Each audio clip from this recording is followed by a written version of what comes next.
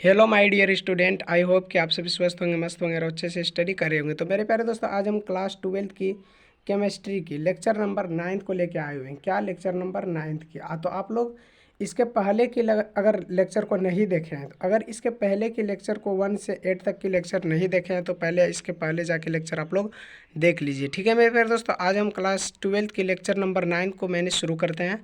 और अगर इसके पहले की अगर आप लोग लेक्चर नहीं देखे हैं तो मैं हाथ जोड़ के आप लोगों से विनती करते हैं कि पहले इसके पहले की लेक्चर को जाके देखें। ठीक है मेरे प्यारे दोस्तों, अब मैंने बिना लेट किए क्लास 12 केमिस्ट्री का सॉल्यूशन करते हैं। ठीक है मेरे प्यारे दोस्तों, और लेक्चर नंबर 9 है। तो आप लोग हेडिंग में बनाइएगा क्या प्रासरण दाब क्या है, क्या प्रासरण दाब क्या है। तो प्रासरण दाब क्या है मेरे प्यारे दोस्तों, तो सबसे पहले एग्ज़ाम में पूछे गए प्रश्न है मेरे प्यारे दोस्तों कि प्रासरण दाब किसे कहते हैं, प्रासरण दाब क्या है। तो आप लोग हेडिंग में बनाइएगा प्रासरण दाब क्या है। तो प्रासरण दाब क्या है मेरे मेरे प्यारे दोस्तों, तो बोलेंगे किसी विलयन में शुद्ध विलायक का अर्ध परागमय झिल्ली के माध्यम से निम्न सांद्र से उच्च सांद्र विलयन में प्रवाहित होने की प्रक्रिया प्रासरण दाब कहलाता है। यानी कि प्रासरण दाब अगर कोई पूछ दे कि किसे कहते हैं प्रासरण दाब, तो बोलेंगे किसी विलयन में शुद्ध विलायक का अर्ध परागमय झिल्ली, यानी कि किसी विलयन में शुद्ध विलायक का अर्ध परागमय झिल्ली के माध्यम से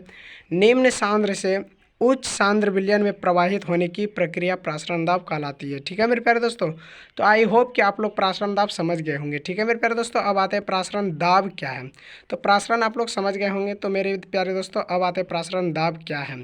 तो प्रासरण दाब किसको बोलेंगे मेरे प्यारे दोस्तों, तो सबसे पहले हेडिंग बनाइएगा प्रासरण दाब। क्या आप लोग हेडिंग बना लीजिएगा प्रासरण दाब, क्या बनाइएगा प्रासरण दाब। तो प्रासरण दाब क्या है मेरे प्यारे दोस्तों, तो बोलेंगे प्रासरण दाब वह दाब है जिस दाब पर प्रासरण की प्रक्रिया रुक जाती है। यानी कि प्रासरण दाब वह दाब बोलेंगे जिस दाब पर प्रासरण दाब की प्रक्रिया रुक जाती है, प्रासरण दाब कहलाती है। ठीक है, अगर कोई आप लोगों से पूछ दे कि प्रासरण दाब क्या है, तो बोलेंगे वह दाब जिस दाब पर प्रासरण की प्रक्रिया रुक जाती, किसकी, प्रासरण की। यानी कि प्रासरण जो अभी आप लोगों को ऊपर सबसे पहले यानी कि हेडिंग में बताए आप लोगों को प्रासरण की हेडिंग बनाने, तो उसी को हम बोले कि प्रासरण की रुकने की प्रक्रिया प्रासरण दाब कहलाती है। ठीक है मेरे प्यारे दोस्तों, और इसमें यही ध्यान रखिएगा कि प्रासरण क्या है और प्रासरण किसके जरिए उपस्थित होते हैं। तो आप लोग याद रखिएगा कि प्रासरण बोलेंगे प्रासरण की प्रक्रिया रुक जाती है, तब उसे हम प्रासरण दाब कहलाती है। ठीक है मेरे प्यारे दोस्तों, इसी का ये पहला यानी कि डेफिनेशन था, यानी पहला परिभाषा था। और दूसरा परिभाषा आप लोग याद रखिएगा क्या, दूसरा परिभाषा है वह न्यूनतम दाब जिस दाब पर विलायक के अणु अर्ध परागमय झिल्ली के लिए विलयन की ओर प्रवाहित नहीं होते, यानी विलयन के लिए प्रवाहित नहीं होते हैं, तब उसे हम प्रासरण दाब कहते हैं। ठीक है, तो बोलेंगे वह न्यूनतम दाब जिस दाब पर विलायक के अणु अर्ध परागमय झिल्ली से विलयन की और प्रवाहित नहीं होते हैं, प्रासरण दाब कहलाते हैं। ठीक है मेरे प्यारे दोस्तों, आई होप कि आप लोग प्रासरण दाब भी समझ गए होंगे। तो आप लोग प्रासरण भी समझ गए और उसके साथ में प्रासरण दाब भी समझ गए होंगे। तो अब इसके साथ में देखेंगे प्रासरण और प्रासरण दाब में अंतर क्या है। ठीक है मेरे प्यारे दोस्तों, तो आई होप कि आप लोग इतने दूर तक समझ गए होंगे। तो अब इसके बाद ध्यान आप लोग दीजिएगा क्या, विसरण तथा प्रासरण में अंतर क्या होते हैं। किस में देखेंगे, विसरण और प्रासरण में अंतर क्या होते हैं। ठीक है, तो सबसे पहले आप लोग हेडिंग बना लीजिएगा कि विसरण तथा प्रासरण में अंतर क्या है। क्या बनाइएगा आप लोग हेडिंग, विसरण और प्रासरण में, यानी कि विसरण और प्रासरण में अंतर क्या है। ठीक है मेरे प्यारे दोस्तों, तो आप लोग सबसे पहले हेडिंग बना लीजिएगा विसरण और प्रासरण में अंतर क्या दिया हुआ है। ठीक है, तो इससे इजी तरीका से आप लोग इतना इजी से समझा रहे हैं मेरे प्यारे दोस्तों। अगर आप लोग मेरे रामप्रीत यानी कि मैं रामप्रीत स्टडी सेंटर, अगर मेरे जैसे चैनल को आप लोग सब्सक्राइब नहीं कीजिएगा तो फिर क्या आप लोग यानी कि आप लोग को क्या समझाएं मेरे प्यारे दोस्तों। इतनी इजी तरीका से मैंने समझा रहे हैं और आप लोग छोड़ के जा रहे हैं, तो आप लोग के जैसे पागल बंदे कौन हो सकते हैं। तो आप लोग सबसे पहला हेडिंग बनाइएगा क्या, प्रासरण दाब क्या है। ठीक है, तो प्रासरण दाब बता दिए, प्रासरण बता दिए, उसके बाद विसरण तथा प्रासरण में अंतर क्या होता है। तो सबसे पहले हम जैसे जैसे बनाया हुआ है, यानी कि मैंने सबसे पहले जैसे जैसे समझाए थे वैसे वैसे आप लोग फिर यहाँ पे बनाइए। ठीक है, बनाने के बाद मैंने अपनी कलम से ही बना के पीडीएफ बनाया है मेरे प्यारे दोस्तों। आप लोग सिर्फ अंत तक जुड़े रहिएगा, तो आप लोगों को हर एक चीज़ की नोट्स मिलेगा, यानी कि क्लास 10th 11th 12th आप लोगों को शुरू से अंत तक आप लोग 12th की तो बिल्कुल टेंशन नहीं है, 12th की एकदम बिल्कुल इजी तरीक़ा से आप लोग समझाएंगे।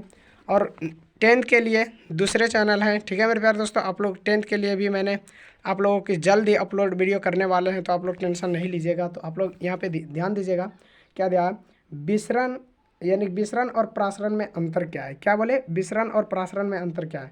तो बोलेंगे विसरण में अणु उच्च सांद्र के क्षेत्र में निम्न सांद्र की ओर गति करता है। यानी कि विसरण का पहला नियम अगर पूछे तो बोलेंगे विसरण में अणु उच्च और सांद्र के क्षेत्र में निम्न सांद्र की ओर गति करता है, ठीक है। और प्रासरण का पूछ ले तो बोलेंगे प्रासरण के अणु निम्न सांद्र में से उच्च सांद्र में गति करता है, ठीक है।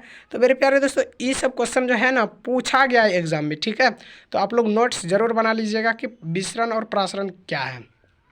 फिर इसके बाद दूसरा नंबर पे आप लोग दूसरा टॉपिक पे ध्यान दीजिएगा।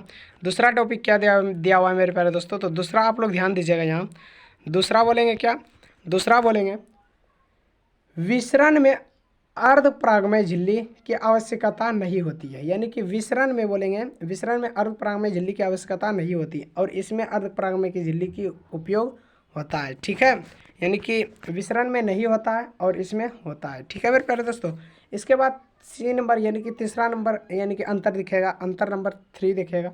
अंतर तीसरा क्या था, इसमें विलेय एवं विलायक के दोनों के अणुओं का विपरीत दिशाओं में प्रवाहित होते हैं। यानी कि इसमें विलेय एवं विलायक के दोनों अणुओं का विपरीत दिशाएं में प्रवाह होती है, ठीक है। और इसमें केवल विलायक के अणु प्रवाह होती है।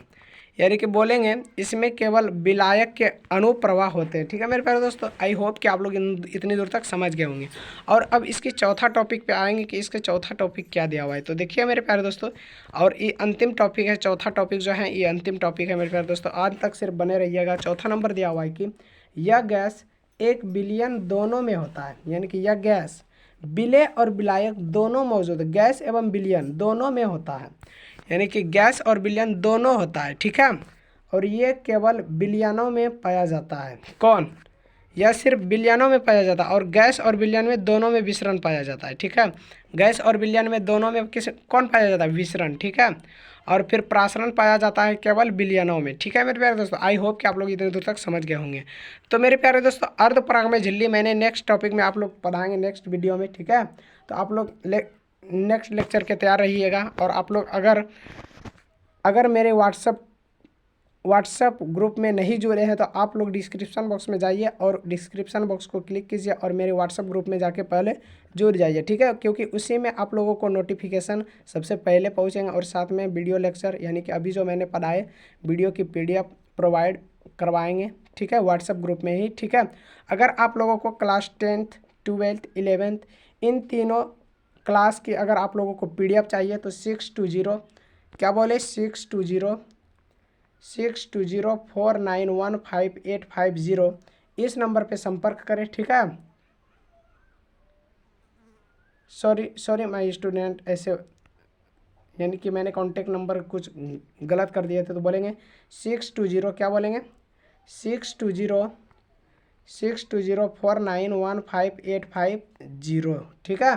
तो 5 छूट रहा था उस समय मेरे प्यारे दोस्तों, इसलिए यहाँ पे हम भी कन्फ्यूजिंग होंगे 9 नंबर ही कैसे।